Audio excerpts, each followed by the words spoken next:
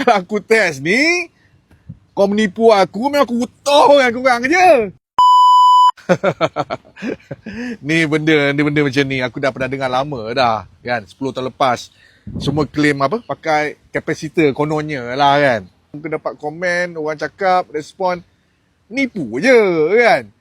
Yang buka dalam ada bateri pun ada. Lepas tu apa benda Albana yang stiker yang lekat dekat tempat tangki minyak, penutup tangki minyak tu, itu lagi hangat. Jadi lepas tu ramailah pula pemain sial, aku punya topan-topan lah, suruh review benda ni. Aku nak check lah kan. Aku ambil inisiatif lah kan, check sendiri, test benda ni kat kereta aku. Satu Hilux aku baru lagi, dia model 2 tahun lepas. Kemudian aku test juga dekat kereta driver aku, dia pakai Vios tahun 2008-2009 macam tu lah. First gen punya Vios 1.5. Jadi nak tengok betul ke orang kata scammer ke kan. Ada yang kata scammer, ada yang overclaim pula. Yang overclaim tu aku ajar juga. Cuma nak tengok apa yang betul.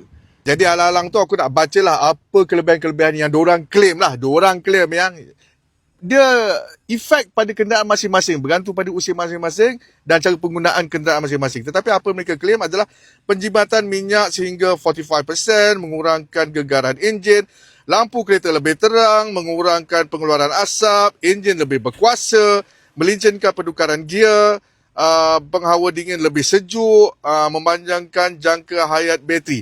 Ini apa mereka claim. So dekat kereta aku, enjin diesel 2.4. Sebab aku waktu minggu lepas tu aku memang banyak ulang-alik KL Kota Baru. Aku ada projek dengan hotel kat sana. Dan kemudian aku ada ulang-alik banyak Cyberjaya ke Puncak Haram. Jadi aku suruh driver aku bawa dalam kata keadaan yang kita boleh kontrol. Jangan tekan kuat sangat, jangan, orang kata stabil lah macam biasa lah kan, bawa. Dan kita dapati bahawa memang diesel memang alhamdulillah memang ada pengurangan dia.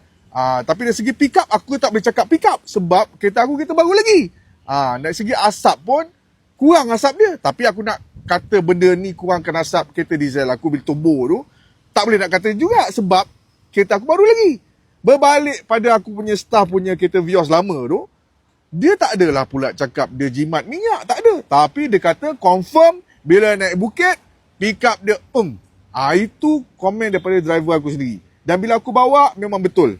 Memang betul itu adalah kelebihan yang kita dapat instant bila kita plug in pada kita punya soket pencucur rokok tu.